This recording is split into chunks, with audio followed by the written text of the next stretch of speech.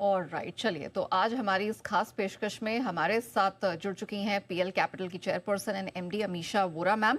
Amisha ma'am, thank you so much समय निकालकर हमारे साथ जुड़ने के लिए। इससे पहले कि हम सवाल जवाब का सिलसिला शुरू करें, मैं मैम के बारे में आपको थोड़ा सा एक हल्का सा इंट्रो दे देती हूँ। मैम चेयरपर्सन एंड एमडी तो हैं ही पीएल कैपिटल की, लेकिन मैम के पास 35 साल का एक लंबा गहरा अनुभव है पूरे इक्विटी मार्केट को लेते हुए। पीएल से वो 2000 से एसोसिएटेड रही हैं, तो वहां पर भी उन्होंने काफी लंबा समय स्पेंड किया है। इसके अलावा जॉइंट एमडी मैम 2006 में रही, जब उन्होंने 24% का यहाँ पर इक्विटी स्टेक एक्वायर किया था। और इसके अलावा हमने देखा है कि ma'am CII capital market committee की भी सदस्य हैं, और साथ ही association of portfolio managers of India APMI से भी एसोसिएटेड हैं। मैम खुद भी एक चार्टर्ड अकाउंटेंट है। Ma'am, it's a pleasure to have you. नए साल की सबसे पहले तो आपको बहुत बहुत शुभकामनाएं। मैम, बाजार के साथ ही मैं शुरुआत करूंगी। निफ्टी, बैंक निफ्टी, हम देख रहे हैं एक एक करके किसी ना किसी दिन कोई ना कोई इंडेक्स लाइफ हाई बना ही देता है।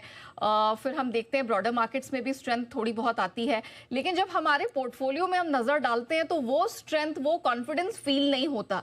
ये किस तरह का मार्केट है और अब आपके लिए क्या सेंस है? क्योंकि 2025 में हमने देखा कि थोड़ा सा डिफिकल्ट ईयर रहा। क्या 2026 में थोड़ी सी बेहतर मूवमेंट, थोड़ी राहत मिलती हुई दिखाई देगी?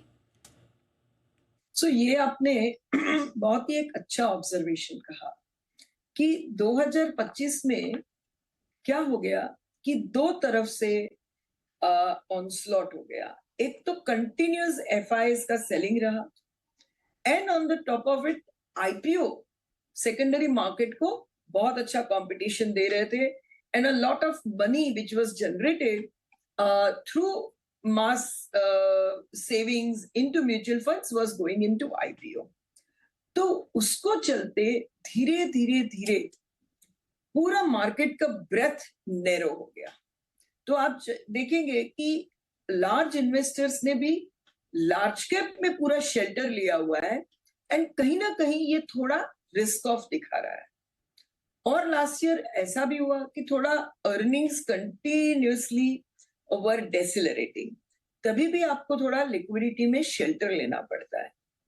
अभी हमारा ऐसा मानना है कि जिस तरह से गवर्नमेंट ने काफी सारे स्टेप्स लिए हुए हैं, जो हम सबको पता है, जैसे कि जीएसटी इतना बड़ा डोल आउट कर दिया, इनकम टैक्स में पहले रिलीफ दिया था, इंटरेस्ट रेट थोड़े कम है, तो डिमांड रिवाइवल होना चाहिए, जो हम ऑटो में तो डेफिनेटली देख रहे हैं। एंड ऑटो से क्या होता है, उसके पीछे इतने सारे एंसिलरी सेक्टर्स हैं, उसमें भी उसका पॉजिटिव इम्पैक्ट आता है। साथ ही में उसको फाइनेंस करने के लिए जो भी क्रेडिट ग्रोथ है वो भी इंप्रूव होता है।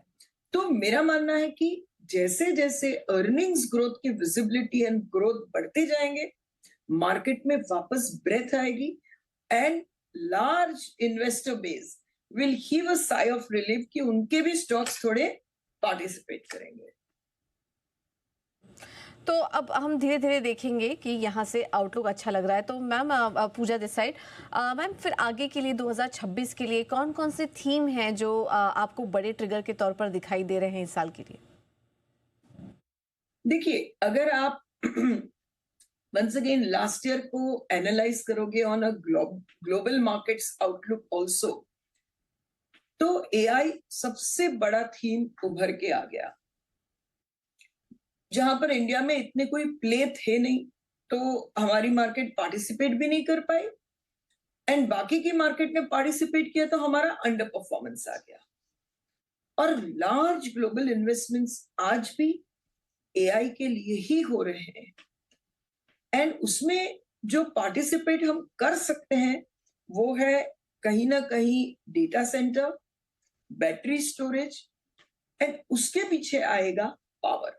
तो मुझे लगता है power as a sector will be a very key sector, not only for this year but even beyond. उसमें जनरेटर, डिस्ट्रीब्यूटर, इक्विपमेंट मैन्युफैक्चरर्स, सभी को पूरा फायदा हो जाएगा, एंड ये continuous power will remain an active sector for quite some time, क्योंकि ये पूरा एआई पावर ही होता है डेटा पे, और डेटा के पीछे है इलेक्ट्रिसिटी इन एनी फॉर्म, तो मुझे लगता है ये बहुत ही इंपॉर्टेंट सेक्टर रहेगा। किया। लेकिन मैम जहाँ तक हमारे मार्केट का सवाल है, एक बहुत ही विचित्र सी चीज़ देखने को मिल रही है। हमारे जितने मैक्रोज हैं दे आर ऑल इंटैक्ट। अभी जीडीपी के जो एस्टिमेट्स भी निकल कर आए, जो अनुमान निकल कर आ रहे हैं, वो एक बहुत ही रेजिलियंट, मजबूत, स्टेबल इकोनॉमी की तरफ इशारा कर रहे हैं। लेकिन हम देख रहे हैं कि एफआईआईज फिर भी मन नहीं बना पा रहे। हर तरह के डेटा हमारे अच्छे हैं, हमारे यहाँ जीएसटी कट हो गया, हमारे यहाँ पे यहाँ पर कलेक्शंस बहुत ही बेहतरीन निकल कर आ रहे हैं। बावजूद इसके हम देख रहे हैं कि एफआईआईज लौटते हुए नजर नहीं आ रहे, उनका कन्विक्शन दिखाई नहीं दे रहा है।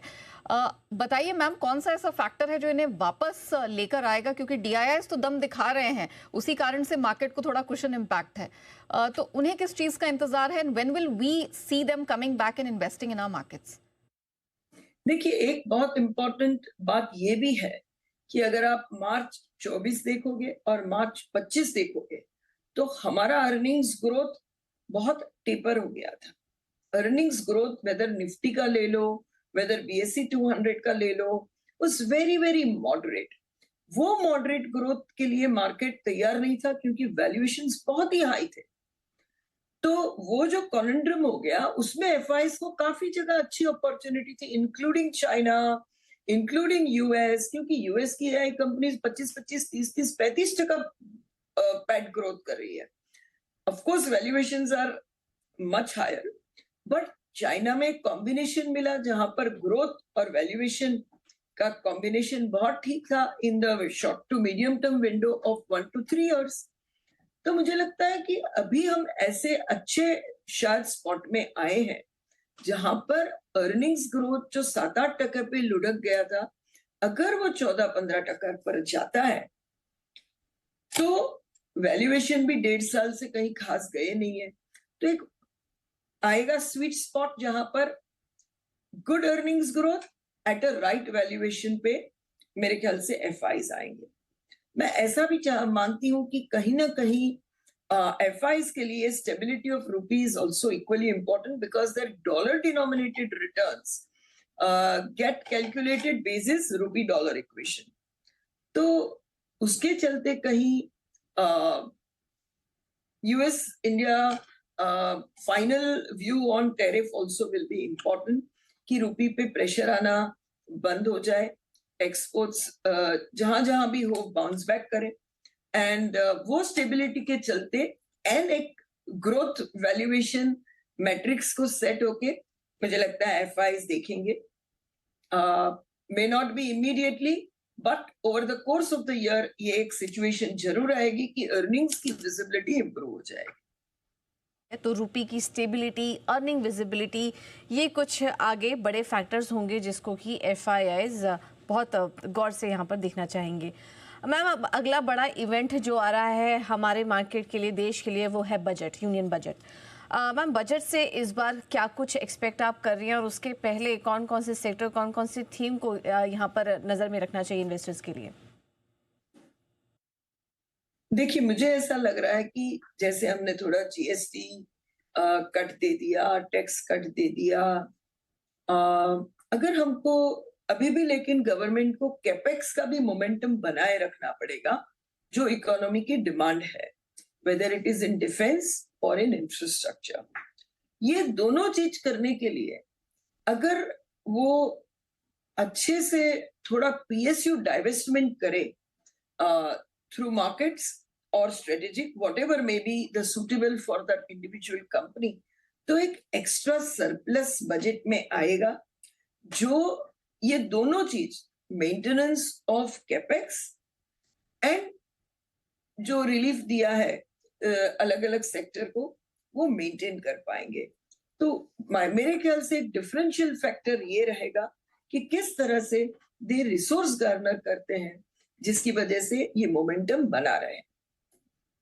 Amisha ma'am, thank you so much समय निकालकर हमारे साथ नए साल में जुड़ने के लिए और अपनी बेहतरीन राय और आगे किस तरह से मार्केट में मूवमेंट देखने को मिलेगा, इसकी पूरी ट्रेजेक्टरी हमारे दर्शकों के सामने रखने के लिए मैम आपका बहुत बहुत धन्यवाद। आपको और आपके दर्शकों को नए साल की खूब खूब बधाई। Thank you ma'am.